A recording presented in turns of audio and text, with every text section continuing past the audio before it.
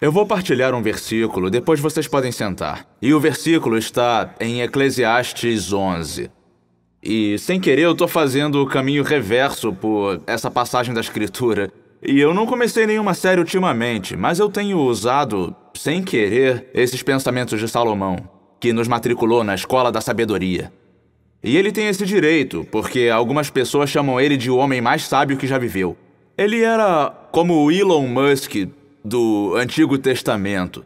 Mas a única diferença entre Salomão e o Elon Musk é que ele escreveu seu tratado para nos ajudar a ver que se você for bem-sucedido, mas não estiver realizado, ou se for bem-sucedido, mas não tiver paz, ou se for bem-sucedido, mas em coisas que não têm sentido de verdade, você vai acabar vazio no final.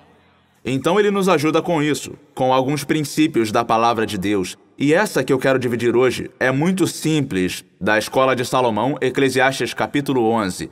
Versículo 4 diz assim: Quem observa o vento não plantará, e quem olha para as nuvens não irá colher. Então, eu sei que eu disse que ia pregar hoje, mas isso tá mais para a declaração de uma luta, tá? Então viemos ver uma luta hoje. E o título dessa mensagem se chama O Vento contra a Palavra. De um lado está o vento, e sua oponente é a palavra. E eu acredito que essa mensagem é para alguém hoje que está confuso entre o vento e a palavra de Deus. E eu creio que hoje Deus vai falar ao seu coração. Faça isso, Senhor, em nome de Jesus. Amém. Toca em quem está do lado e diz ding, ding. Amém. Podem sentar.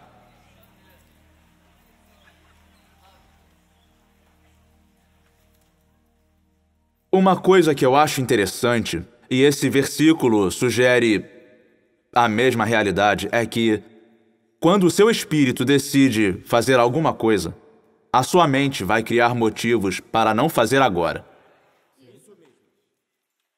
Bom, se você decidir fazer uma coisa, como entrar numa dieta, a sua mente vai começar imediatamente a calcular por que não é uma boa ideia fazer dieta agora. Bom, alguns de vocês já devem estar fazendo contas. O Natal já está chegando. Mas, gente, faltam meses para o Natal. Mas vocês já estão em contagem regressiva. Porque é fácil achar motivo. E também a maneira como a mente humana funciona às vezes se opõe ao nosso espírito, que é divino. E é por isso que você pode se identificar com o apóstolo Paulo, que uma vez lamentou: o que eu quero fazer, eu não faço. O que eu não quero fazer, eu faço. Porque geralmente a sua mente contradiz o seu espírito. E é mais profundo do que isso, porque como isso acontece no dia a dia é que o seu coração chega a um veredito e apresenta evidências para apoiar esse veredito, seja o veredito verdadeiro ou não. E num tribunal isso seria um julgamento anulado. Mas na nossa vida geralmente o procedimento de operação padrão. É que chegamos a uma conclusão e depois que chegamos a essa conclusão, a nossa mente é brilhante, tipo uma espécie de, vocês sabem, um advogado de $400 por hora, para achar evidências para embasar a conclusão. E em muitas áreas da nossa vida, a gente acha um motivo, você pode achar um motivo, e é isso que Salomão está dizendo. Se você procurar um motivo para não plantar, ou se procurar um motivo para não colher, você sempre vai encontrar. E isso é verdade, porque agora eu garanto a vocês que vocês podem achar um motivo, a mente de vocês pode achar um motivo para reclamar. Mesmo que o seu espírito saiba que Deus tem sido bom para você. Quem de vocês aqui sabe que Deus tem sido muito bom e melhor do que vocês merecem? E mesmo assim vocês achariam um motivo, né? Eu digo vocês querem um? Se precisam de um motivo para reclamar, eu dou um motivo agora mesmo para reclamar. Para alguns está muito frio aqui no auditório. Se você precisa de um motivo para reclamar, se as músicas do louvor do Deus mais alto não te deram motivo suficiente para louvar, vamos achar alguma coisa para você reclamar. Para alguns de vocês, as pregações vão ser muito longas. Para alguns de vocês, as pregações vão ser muito curtas. Alguns de vocês não gostam do pregador com tornozeleira eletrônica. Sabem, vocês sempre acham um motivo se precisam de um. E não é tão difícil assim achar um motivo para reclamar. Aliás, se a gente quiser se aprofundar mais ainda, e eu não quero que a pregação fique assim tão sinistra, porque tá um clima muito bom aqui e eu não tô a fim de estragar. Mas se você quiser, consegue achar motivo para entrar numa depressão total. Se você quer pensar sobre um certo problema da sua vida nesse momento, você conseguiria se distrair com um problema que não tá nem nesse lugar, a ponto de você não ouvir mais nenhuma palavra do que eu vou dizer. Porque a sua mente vai coletar evidências para um veredito que você já decidiu. E é por isso que você acorda algumas manhãs, como eu faço também, e diz: hoje vai ser um dia daqueles. Você vai achar todos os motivos para ser um dia daqueles. Porque o seu coração declarou esse veredito e agora você mandou a sua mente numa busca investigativa do embasamento. Eu já tô pregando na introdução. Eu tô bem descansado para essa mensagem. E mesmo se você quer tentar ficar cansado, você pode tentar ficar cansado. E se quer achar um motivo para ficar cansado, acha um motivo para ficar cansado agora mesmo. Se quer achar um motivo, se você precisa de um motivo, você acha um motivo quando precisa do motivo. E por isso que é uma péssima ideia, se liga, curva acentuada. Se sentar e conferir o tempo. O que eu menos gosto de ser pastor é quando o clima está desfavorável. Clima desfavorável, eu vou explicar para as pessoas da igreja. Vamos fazer terapia de grupo. Clima desfavorável pode significar um dia muito bonito lá fora, que é possível irmos à igreja, temos que pegar esse tempo para ficar na rua. Não tô falando com todo mundo, só com quem falta as pregações. Deixa eu olhar para a câmera, porque vocês estão tranquilos, vocês estão aqui agora. Clima desfavorável é que não tá muito frio, não temos que sair na chuva, não tá muito perfeito, não tô perdendo nada na rua. É o tempo perfeito para a igreja. A gente tem uma piada interna na equipe que quando tá um pouco frio demais para você sair, mas não tá muito frio que você não precisa, sabe, sofrer 5 segundos antes que o seu aquecedor de assento funcione, é o clima perfeito para a igreja. E é muito difícil ser pastor, principalmente quando a previsão mostra chuvas torrenciais que podem ou não chegar no nosso estado. E o que é mais difícil nisso tudo, e eu garanto que isso está no texto, é que às vezes todo o leite e todo o pão vão ficar em falta nas prateleiras do supermercado. E não vai ter nada de neve no chão. Mas foi a ameaça, ou podemos dizer assim, foi a previsão que criou o medo de uma coisa que nem estava no nosso futuro. Você foi lá nas lojas e comprou todas as pilhas.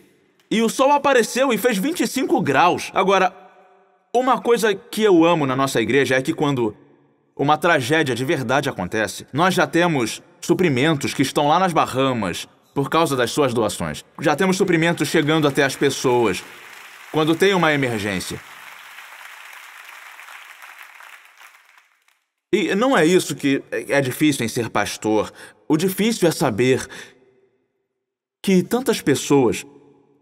Sabe, o meu pai acordava todos os dias e via o jornal. E ele sempre... Eu achava isso estranho quando eu era pequeno.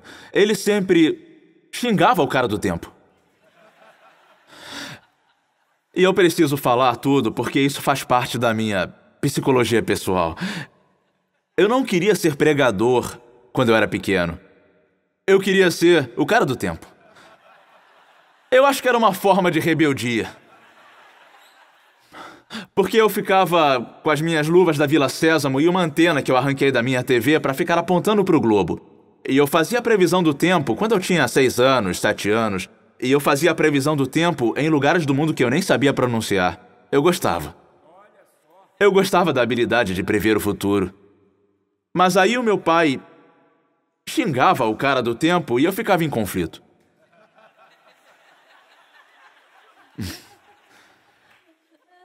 E o que deixava ele com raiva do cara do tempo era que ele entendia que... E, gente, eu respeito os meteorologistas. Eu podia ter sido um se tivesse sido um pouco mais diferente. Se tivesse sido um caminho diferente, eu poderia ter sido um. Mas a coisa que o meu pai não suportava era ver como as pessoas entravam em pânico por uma coisa que estava numa previsão e agora o meu pai não é mais vivo. Mas eu quero dizer para ele, se ele estiver vendo pela transmissão do canal Celestial do Paraíso ao vivo, que agora eu entendo. Porque é frustrante quando você tenta planejar a igreja e as pessoas não vêm. Não porque está nevando, não porque está chovendo, mas porque talvez chova. Sabe quantas coisas o diabo impediu você de fazer na sua vida que Deus te chamou a fazer por causa do que podia acontecer se fizesse? E com muitos de nós, o inimigo nem precisa combater com eventos reais ou circunstâncias reais. Só mesmo o indício de um desastre é o suficiente para fazer alguns de nós nos retirarmos. Então, só o pensamento de que talvez não vão gostar de você é o suficiente para fazer você ficar em casa. Ou só o pensamento de, e se me decepcionarem, é o suficiente para impedir você de entrar no relacionamento. Ou só o pensamento, sabe, muitos de vocês estão relutantes em se envolver nessa igreja porque já tiveram uma experiência ruim em outra igreja. E eu entendo isso, porque depois que você passa por uma tempestade, eu sobrevivi ao furacão Hugo. Eu tinha 8 anos quando o furacão Hugo atingiu Charleston, na Carolina do Sul. Eu fiquei apavorado. Eu não queria passar a noite longe de casa durante 2 anos depois daquilo, enquanto eu era pequeno. Porque depois de você ter sobrevivido a uma tempestade, depois de ter sobrevivido ao tempo rigoroso, depois de ter sobrevivido a um abuso, o que as pessoas não te contam é que mesmo depois de a tempestade terminar, ela continua ecoando dentro de você. E a coisa mais triste do mundo é ver um cristão que foi libertado pelo amor de Cristo e que sabe que nem a altura, nem a profundidade, nem coisa alguma em toda a criação, nem a morte, nem a vida, nem os anjos, nem os demônios, nem o presente, nem o futuro, nenhum outro poder é capaz de me separar do amor de Deus que está em Cristo Jesus, o meu Senhor. Eu tô querendo dizer que alguns de nós precisam tirar o diabo do cargo de cara do tempo. Nós estamos consultando a fonte errada para descobrir como vai ser o nosso futuro. E agora ficamos dentro de casa, ficamos com medo e ficamos paranoicos. E nunca plantamos e nunca colhemos. Salomão disse que é porque observamos o vento. Que imagem estranha. Não dá para ver o vento. Só podemos ver os efeitos dele. E ele diz que quando observamos o vento, sabe, tipo, é uma boa hora. Vou dar um exemplo. Isso se parece com observar o vento. Ele usou a frase observar o vento, e eu pensei, isso não é uma mensagem literal. Eu não vou usar ela para falar sobre tempestades físicas. Eu vou usar para falar de quando o semeador vai semear e ele quer que o vento colabore com ele. E quando o vento está soprando para a direção oposta, todas as sementes voltam no seu rosto. Vocês nunca sentiram que tudo que vocês semeiam volta? Nunca sentiram que as coisas dão errado com você e você tenta ser legal com alguém? Essa é a última vez que eu faço isso. Eu tenho que pregar umas 2 vezes amanhã e eu preciso do meu cérebro. Mas já sentiram estapeados pelas próprias sementes? Porque é isso que ele está dizendo. Quando o vento está soprando contra você, vocês já ficaram com o vento contra a sua vida toda? Você não tinha o sapato bacana, os seus pais não ganhavam muita grana, você teve que conquistar seu espaço, aprender a ser durão, e aprender a ser corajoso, e aprender a sobreviver a uma tempestade. Mas o único problema com isso é que, às vezes, o vento nem está contra você, mas você ainda sente que está. Porque a sua mente está coletando evidências para embasar um veredito que não é mais correto. E você observa o vento, tentando descobrir o que é popular. Não é popular. Eu vou pregar para os nossos jovens, a nossa noite do ritmo está chegando no próximo domingo de noite. E eu quero que todo mundo fale sobre isso de algum jeito. É que observar o vento é como tentar determinar o que vai te dar poder. E aí você deixa o poder passar por cima do caráter. E observar o vento é o mesmo que ficar pensando, eles gostam de mim? Será que eles gostam de mim? É assim que eu preciso ser para gostarem? Isso é observar o vento. Posso dar outro exemplo do que é observar o vento? É preciso estar de bom humor para cumprir os compromissos. Isso é observar o vento. Porque alguns dos meus sistemas de tempo são internos. Eu descobri há muito tempo já que, geralmente, o humor que você tá quando aceita um compromisso não vai ser o mesmo humor que você vai estar quando chegar a hora de cumprir o compromisso. Então, observar o vento é para aqueles de nós que, às vezes, precisam sentir ele para realizar. E Salomão diz, o homem mais sábio, o homem mais rico, o homem que disse que fazer as coisas só por vaidade é como correr atrás do vento. Ele usa muito essa metáfora no livro dele, o Eclesiastes, a coleção de ensinamentos que parece provérbios, mas foi escrito de maneira a condensar o conhecimento do universo e a futilidade da vaidade. Ele usa essa imagem do vento. Por quê? Porque é uma força invisível. E ele diz que se você está sempre checando e consultando o que você sente, você sempre vai achar um motivo para contradizer a sua responsabilidade. Então sempre vai ter um motivo, preste atenção, para você não querer perdoar as pessoas. Mas se você quer ser livre, talvez você tenha que ir contra os seus sentimentos para poder viver em liberdade. Eu estou dizendo que talvez você tenha que andar contra o vento. Talvez você tenha que perdoar contra o vento, ainda mais no casamento. Eu amo muito a Holly porque ela decidiu, muito tempo atrás, que eu era o homem para ela. Ela chegou ao veredito sobre o Furtick antes mesmo de tomar para si mesmo o meu nome. E como ela chegou ao veredito de que ela me ama e que eu sou um homem bom, no nosso casamento ela se esforça para reunir evidências, para comprovar que eu sou o homem para ela. Ela podia facilmente fazer o oposto. Ela podia achar 15 motivos, ele só tem 1,75, ele é maior na TV, sabe? Ela podia achar 15 motivos, geralmente eu sou instável durante 3 dias e meio na semana. Ela podia achar 15 motivos para não sentir o que ela sente por mim. Mas às vezes, o compromisso significa encarar a resistência a decidir o seu coração. Você consegue achar um motivo para abandonar essa igreja nos próximos 3 dias, se quiser um. Na verdade, a lei da probabilidade diz que tem alguém na sua fileira, bem agora, que se você conhecer melhor, vai te dar um motivo para abandonar essa igreja nos próximos 3 dias, porque vai decepcionar você com a falta de caráter cristão. Mas se você for para a pessoa seguinte na mesma fileira, aposto que tem alguém nessa fileira que ama Jesus, tem alguém nessa fileira que é honesto, tem alguém nessa fileira que é sincero. Mas você nunca planta. Olha, eu vou pegar... Sabe o que eu vou fazer? Eu vou fazer essa coisa, mas eu vou fazer depois de eu pegar a coisa, porque a coisa, depois da coisa, eu vou fazer a coisa. E quando essa coisa acontecer, e tem tal coisa, mas a economia, mas as eleições presidenciais, estão vendo o que a gente faz? A gente consulta a previsão em vez de consultar a nossa fé. Quem olha para o vento ou observa o vento nunca plantará. Quem olha para as nuvens nunca colherá. Porque sempre parece que pode chover a qualquer hora. E você não pode colher quando está molhado. Mas Salomão não tinha aplicativo de previsão do tempo. E Salomão não tinha TV. Ele lida com pessoas que consultavam as condições antes de cumprir os compromissos. Observando o vento. Quantas pessoas não começaram o que Deus mandou elas começarem? Porque ficaram observando o vento.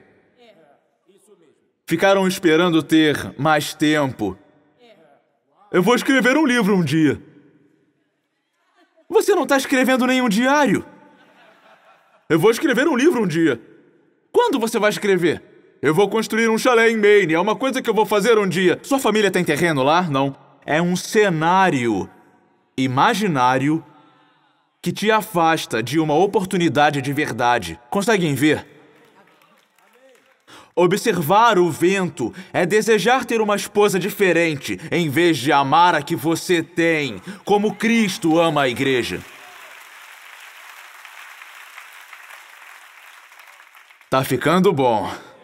Essa mensagem vai ser mais bonita que a sua barba quando eu terminar, meu irmão. E isso já é muita coisa. Mas Pedro sabia alguma coisa sobre observar o vento, não é? Pedro, o apóstolo que sempre estava querendo fazer alguma coisa impulsiva, às vezes dava certo para ele, às vezes dava errado. Mas uma coisa que temos que admitir é que ele não esperava as circunstâncias perfeitas. Quer dizer, ele não esperava até ter o conhecimento para dar a opinião.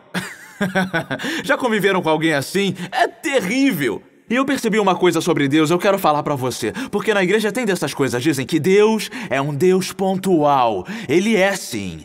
Ele é um Deus pontual. Ele não se adianta e nunca se atrasa. Pergunta pra Lázaro se ele não se atrasa. Com Lázaro, ele se atrasou 4 dias. O corpo se decompondo, os bichos já estavam comendo os olhos dele. Quando Jesus chegou lá, e Maria e Marta tinham ajustado o relógio até então. Pergunta pra Pedro se Jesus nunca se atrasou. Pergunta pra ele. Pergunta se alguma vez eles não foram enviados para uma tempestade pela ordem que Jesus deu de ir para o outro lado.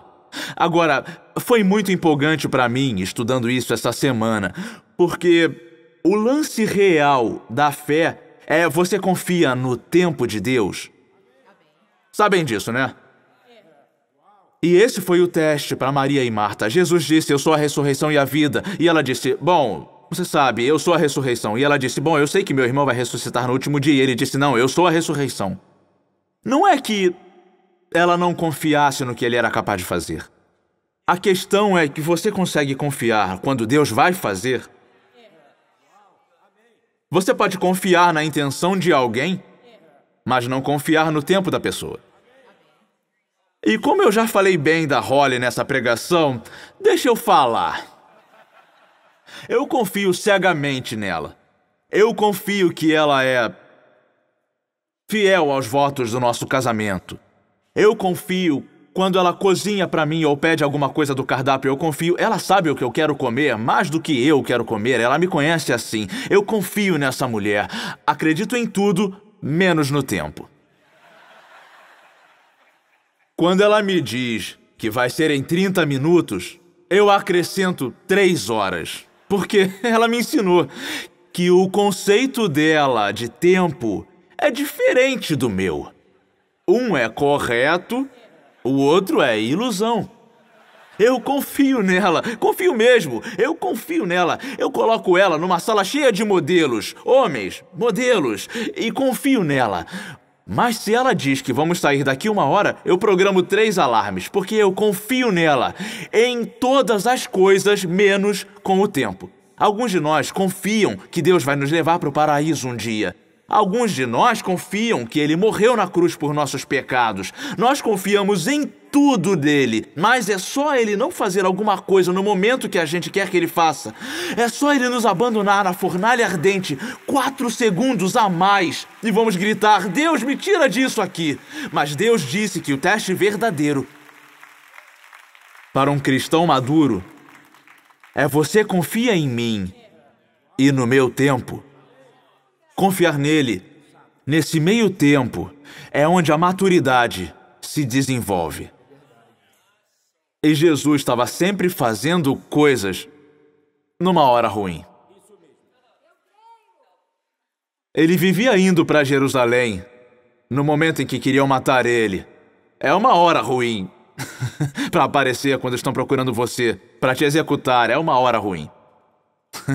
5.000 homens, mulheres e crianças aparecem do outro lado. Isso foi logo depois de João Batista. Eu quero que saibam que, frequentemente, Deus faz coisas na nossa vida numa hora ruim. Porque alguns de vocês estão falando assim agora na vida. Essa é uma hora ruim pra mim, Deus. E eu tinha um amigo que sempre quando me ligava, ele era tão respeitoso. Ele dizia, é uma hora boa ou ruim? Ele sempre perguntava isso antes de falar qualquer coisa. E eu acredito que o Espírito Santo está perguntando para alguém hoje, é uma hora boa ou ruim? E você responde, é uma hora ruim. Eu sou muito velho para fazer isso agora. Sou muito jovem para fazer isso agora. Eu tô muito ocupado para fazer isso agora. Eu tinha um emprego melhor, eu tinha mais dinheiro. É uma hora ruim. Mas Deus gosta de abençoar as pessoas numa hora ruim. Ele gosta de ressuscitar as pessoas no 4º dia. E quando Jesus soube que João Batista tinha sido decapitado por Herodes, foi uma hora ruim.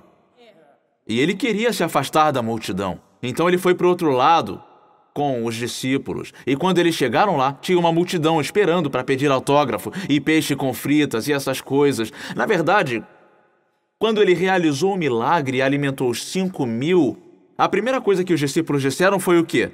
É tarde. É uma hora ruim. É uma hora ruim. E quando Jesus tomou o pão, deu graças, partiu e deu a eles, ele realizou o milagre numa hora ruim. Agora eu tô divorciado, agora eu sou mãe solteira, é uma hora ruim para eu acreditar em Deus, é uma hora ruim, eu desperdicei muitos anos, é uma hora ruim para eu fazer isso. Eu acho que eu tomei a decisão errada. Eu acho que eu nem devia morar em Roanoke, eu nem devia morar em Charleston. É uma hora ruim, é um lugar ruim. Foi o que os discípulos disseram. Eles disseram, é um lugar deserto e já é tarde. Manda essa multidão embora. E Jesus disse, não, eu quero abençoá-los. Mesmo com pouco e mesmo tarde. Porque eu quero abençoar você quando você acha que é uma hora ruim. Para eu poder te ensinar a consultar a sua fé, em vez de consultar a sua previsão. Você está com o cara do tempo errado. Você fica vendo o tempo e agora você vive com medo de tudo que pode acontecer e de tudo que já aconteceu. E enquanto você assistir a previsão e enquanto ficar com esse cara do tempo errado, foi o que Deus me mostrou. Você tem que conferir o tempo e não assistir. Quando você senta e assiste o dia todo, você fica assustado com tudo. É bom planejar, é bom se preparar, mas não assista à previsão. Se você assistir ao tempo, você vai ficar nervoso e vai deixar a fé de lado. E o vento, preste atenção, vai virar contra você para contradizer a palavra que Deus falou para você. Então, esse é o momento em que Jesus, depois de alimentar as 5.000 pessoas, envia os discípulos para uma tempestade. Eu vou ler para vocês, para todo mundo que está observando o vento na vida, se preocupando com situações incertas que você não pode controlar. Eu não estou falando daqueles que estão tentando fazer planos de quitar as dívidas. Isso é bom. Isso não é falta de fé, isso é sinal de sabedoria. Mas observar o vento é tentar calcular uma coisa que você não pode controlar. Você se preocupa que seu filho vai acabar abandonando a escola e ele só tem 3 meses de idade. Eles ainda não permitem bebês Einstein.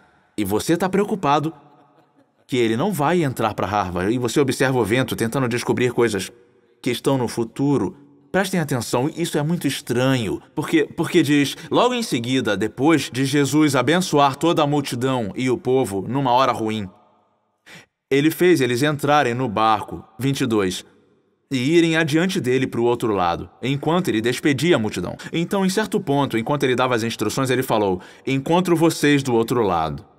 Ele deu para eles a sua palavra.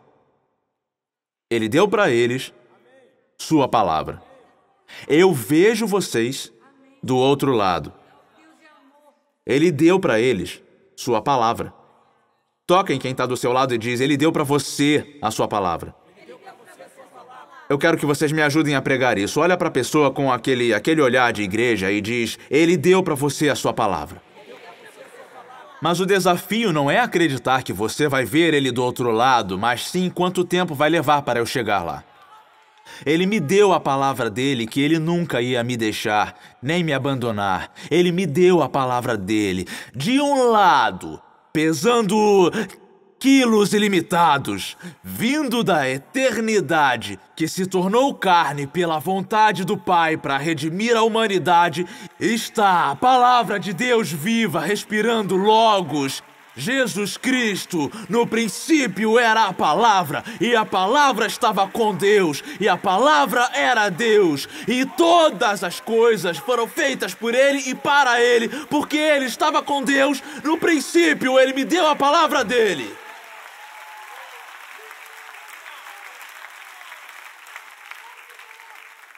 Tendo despedido a multidão, subiu sozinho em um monte para orar. Ao anoitecer, ele estava ali sozinho, mas o barco já estava a considerável distância da terra, fustigado pelas ondas, porque o quê?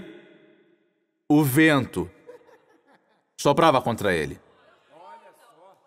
E o seu oponente, raivoso no mar, tempestuoso e agitado, o vento. E hoje nós viemos mesmo para a igreja para ver qual deles vai vencer.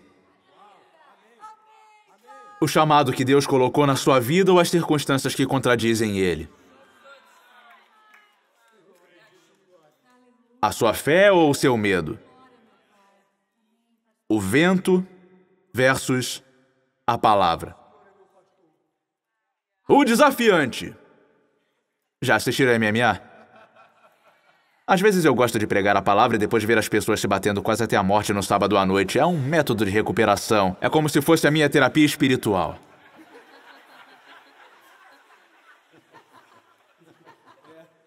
Mas o desafiante. E aí nós temos os invictos, os invencíveis.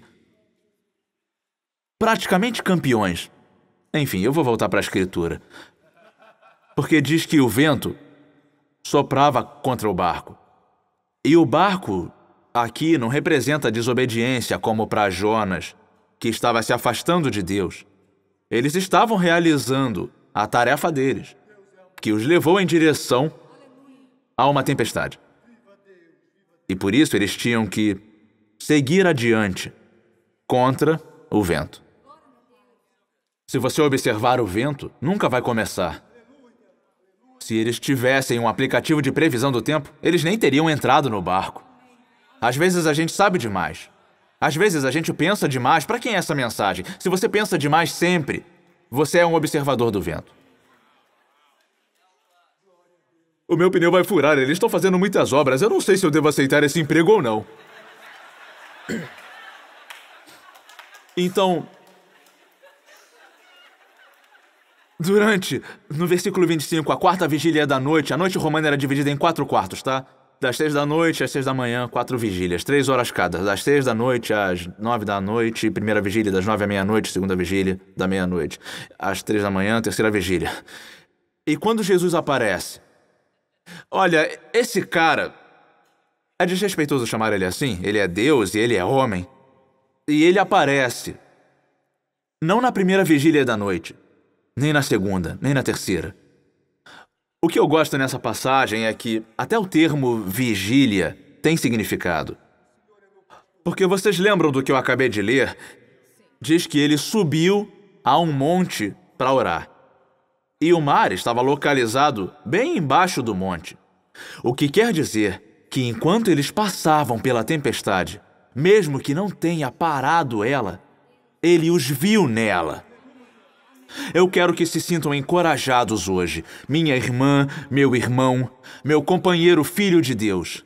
Só porque a tempestade está acontecendo não quer dizer que Deus saiu de cena.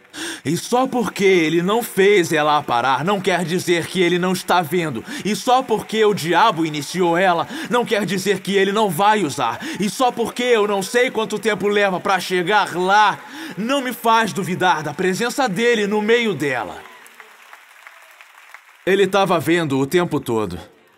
Ele sabia quando devia interferir para que vissem ele como nunca tinham visto. E eu acredito que Deus está falando para alguém que está numa situação hoje, que o olhar dele está sobre você. Eu acredito que ele contou os cabelos da sua cabeça. Acredito que até as coisas ruins que aconteceram na sua vida ele guardou cada lágrima num pote. E eu não acredito que nenhuma delas esteja além da redenção. A Bíblia diz que na última vigília da noite, depois de terem andado 6 ou 8 quilômetros com a própria força, Jesus dirigiu-se a eles, andando sobre o mar. Quando o viram andando sobre o mar, ficaram tranquilos? Não.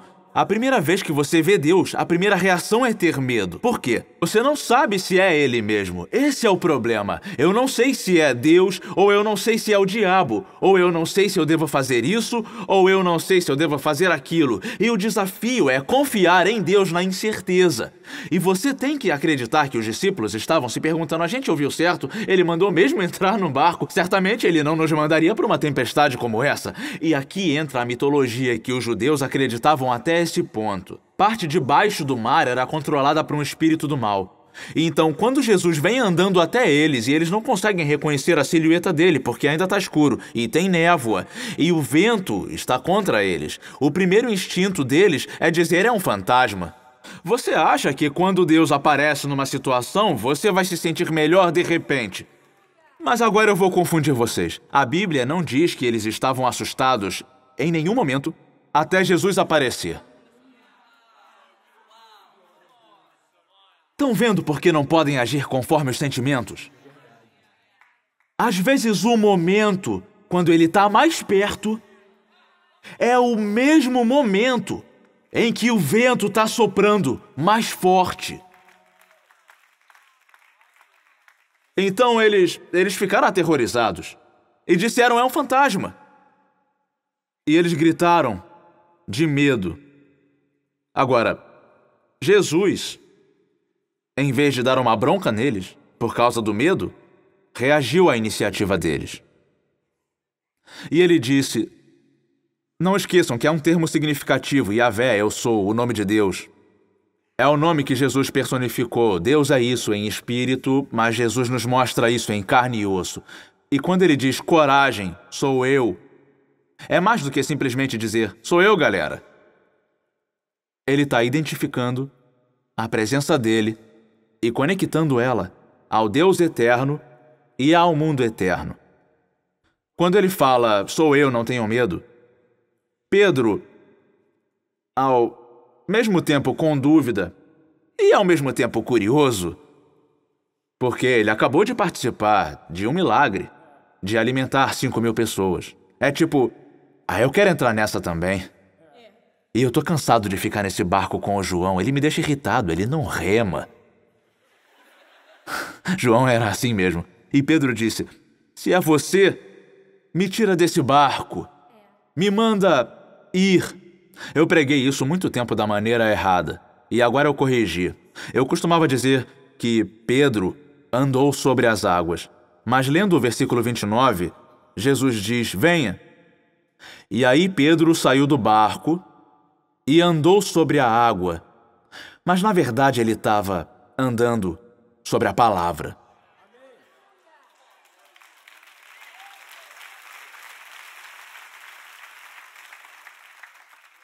Eu vou perguntar uma coisa, não é uma pergunta de pregação. Já tiveram que caminhar por alguma coisa apenas com a fé que, se Deus me trouxe até aqui, Ele não vai me abandonar agora? Isso que é caminhar sobre a palavra. Vocês já tiveram que ir na direção de alguma coisa na vida que assustou vocês demais e vocês não tinham experiência nenhuma e o seu conhecimento náutico não tinha te preparado para aquele incidente, mas de repente o mar virou um piso de madeira debaixo dos seus pés. A cada passo. É isso que eu quero dizer com andar sobre a palavra. Você já teve que aceitar uma promessa da palavra de Deus e se segurar nela para sobreviver. Uma promessa por alguém que você ama que está doente. Uma promessa de provisão que você não sabe de onde vai vir. Uma promessa de que Deus vai cumprir seu propósito para os seus filhos. E mesmo que você não saiba como, você já teve que se segurar tão firme a alguma coisa na quarta vigília da noite. É disso que eu estou falando quando eu digo andar sobre a palavra.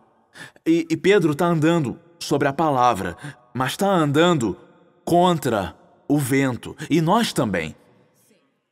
Vejam, Jesus não parou o vento. Ele deu a palavra.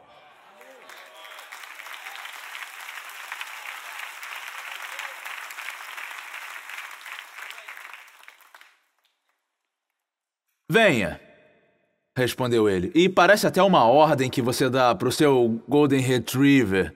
Venha. E talvez um Golden Retriever seja mais esperto que alguns de nós. porque um cachorro não questiona o seu mestre. Já alguns de nós, no primeiro indício de vento, no primeiro indício de decepção. E eu sempre achei que Pedro afunda ao andar até Jesus porque ele anda só um pouco, e todos nós fazemos isso. Nós andamos um pouco e nós implantamos um hábito por um tempo e vamos numa direção nova pela fé e confiamos em Deus por um tempo. Mas em algum momento durante o processo, a Bíblia diz que depois de Pedro caminhar sobre as águas e ir na direção de Jesus, versículo 30, ele cometeu um erro grave. Ele reparou no vento. Qual é mais forte? A palavra ou o vento? Eu quero dizer que depende em qual você repara.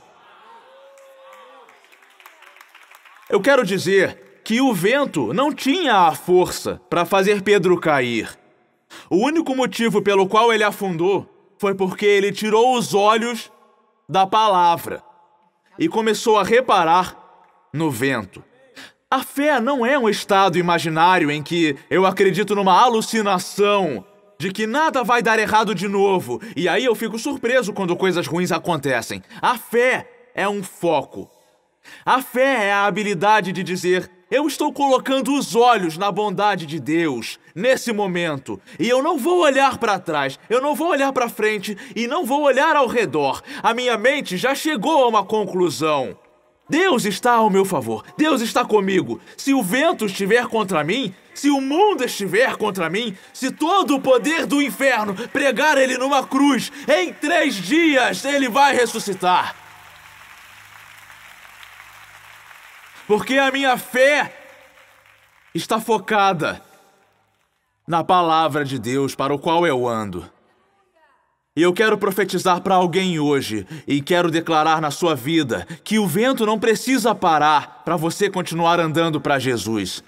E a situação não precisa melhorar para você ver a glória de Deus. Eu estou dizendo o que eu sei. Se tudo piorar, se tudo ficar doido e se tudo ficar contra você, Deus é um exército, Deus é o segundo círculo, Deus é uma ajuda sempre presente em tempos difíceis. E se a sua vida for construída no alicerce da palavra dele, não existe vento que possa soprar contra você, que possa abalar. Porque eu não estou andando sobre a água. E eu não estou observando o vento. Eu gosto de como o profeta do Antigo Testamento, Elias, ele subiu num monte e houve uma seca na terra por uns 3 anos e meio. E ele ouviu uma coisa. Ele ouviu o barulho da chuva pesada. Ele ouviu um indício profético de que Deus estava prestes a mandar bênção para a terra de novo. Então ele fez uma coisa que pareceu estranha. Ele colocou a cabeça numa posição de oração entre os joelhos. E ele mandou o seu servo olhar para ver se tinha alguma coisa no céu. Bom, quando eu li essa passagem, eu pensei que naquele momento, se Elias tivesse olhado para o tempo, se ele tivesse olhado para a superfície da situação, ou se ele tivesse consultado o que estava sentindo ou o que estava vendo, ele teria perdido a fé. E por isso ele sabia, não dá para ver o tempo. Você não pode perder todo esse tempo na vida. Olha, cara, a razão de você estar estressado pode ser por coisas que são de um cenário hipotético, que o inimigo sugeriu para tentar te tirar do caminho, porque ele sabe que se você andar nessa palavra, nenhum vento é forte o bastante para tirar o seu equilíbrio.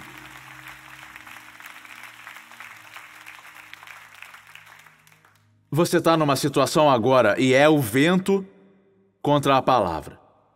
E aquele que vai ganhar é aquele em quem você decidir focar. E você não pode ficar fazendo assim para ver se está tudo bem para servir a Deus. Olha, eu posso te dar 10 motivos agora para questionar se Deus existe mesmo. Todos nós conseguimos. Nós vemos coisas horríveis acontecendo o tempo todo. Eu posso te dar 10 motivos, só que eu sei que Ele está comigo. Então eu não reúno evidências para ver se Ele está comigo. Eu já sei que Ele está comigo. Porque como eu teria chegado tão longe se Ele não estivesse? Como eu teria vida, ou pão, ou graça? Eu sei que Ele está.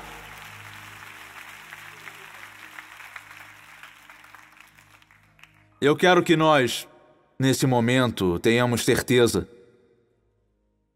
de que se Ele falou, nada que você possa ver na sua situação e nada que você não possa ver. Sabe, os seus olhos enganam, os seus ouvidos enganam, os seus sentimentos enganam. Quando Ele reparou no vento, quando Ele confiou nos sentidos, Ele afundou. A sua fé sempre vai afundar quando você começar a consultar os seus sentimentos. Sempre vai afundar. Nós queremos ter um momento e fazer o que os discípulos fizeram quando eles entraram no barco. É uma frasezinha interessante que Mateus colocou no Evangelho que diz que depois que Pedro afundou e Jesus ajudou ele, e Jesus é tão complacente, ele não deixa ele ficar na água nem 15 segundos para ele aprender bem a lição. E vocês sabem que crescemos imaginando Deus procurando uma oportunidade para nos punir. Mas não, ele estava lá para segurar ele. Como o braço do inspetor Bugiganga ou coisa assim. Ele pode fazer qualquer coisa. E quando ele fez a pergunta, por que você duvidou, versículo 31, a resposta foi o vento. Ele duvidou porque perdeu o foco. E foco é aquilo para o que você escolhe olhar. Não faz nada ir embora, só direciona a sua atenção. Para o que você precisa estar pensando, para o que você precisa estar olhando, para o que você precisa considerar. E quando eles voltaram para o barco, o vento cessou.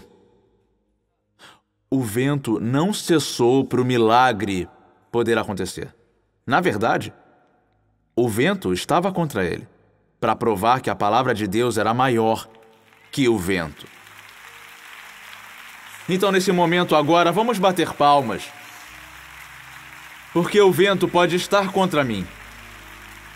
Vamos lá, eu quero que se levantem e adorem por um momento. Voltem para a estrada e adorem Ele. Porque Ele é Deus na tempestade.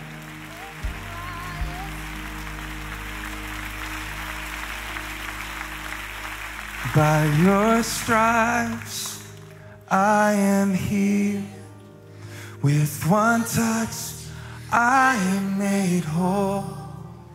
You have spoken, É a palavra. and I know that it is so. Mesmo na tempestade, erga as mãos. In the storm, You have peace, and your love won't let me go. You have spoken, I know that it is so. by your stripes, I am healed. With one touch, I am made whole. You have spoken, and I know that it is so. And in this storm, you have peace, and your love won't let me go. You have spoken, and I know that it is so. Eu quero orar por vocês nesse momento, com a cabeça baixada e de olhos fechados, por aqueles que estão lutando contra o vento. Eu entendo que a natureza da vida é que todos nós vamos encarar desafios nos nossos períodos de 24 horas, então depende de quando pegamos vocês. Eu quero dizer que você está numa fase em que Salomão diz que você está observando o vento. Em vez de lembrar da palavra de Deus e focar nas coisas que Ele colocou na sua vida para te ajudar, você está pensando em coisas que não aconteceram ou podem acontecer e você está só observando o vento. Eu quero orar por você agora, Pai, em nome de Jesus, eu entrego todos os observadores de vento a Ti, porque nós temos que andar sobre a palavra e não reparar no vento. E nós devemos acreditar em algo mais profundo do que os nossos olhos podem ver. Então eu peço hoje que essa palavra que o Senhor me deu no momento pessoal com o Senhor tenha chegado até eles, que eles tenham recebido a palavra que eles precisavam, que eles tenham recebido a palavra sobre a qual eles precisavam para andar durante a semana. E talvez precisem andar sobre ela aos poucos, um passo de cada vez, um momento de cada vez, porque eu não consigo ver e não consigo sentir, mas eu estou andando sobre a palavra de Deus. Então eu vou sobreviver, porque Ele me deu a palavra dEle. E eu vou conseguir, porque Ele me deu a palavra dEle. E eu vou conseguir, porque Deus não é mentiroso. E eu vou encontrar Ele do outro lado, porque o Deus que eu sirvo nunca falhou. Vamos lá, vamos levantar as nossas vozes em louvor e adorar e agradecer que Ele é Deus, que Ele é o Senhor, que supera todas as tempestades. Vamos lá, vamos adorar a Ele. Vamos adorar a Ele e não ao vento. Vamos adorar a Ele e não à guerra. Vamos adorar! Obrigado por assistir o canal no YouTube da Igreja da Elevação. Não pare por aqui, se inscreva na IFAM, a nossa família estendida na internet, e assista ao vivo todos os domingos. Se inscreva no canal para não perder nenhum vídeo e nenhuma live. E compartilhe com um amigo. Você também pode apoiar o ministério clicando no botão Doe Agora para nos ajudar a continuar alcançando pessoas ao redor do mundo para Jesus Cristo. Mais uma vez, obrigado. Deus abençoe.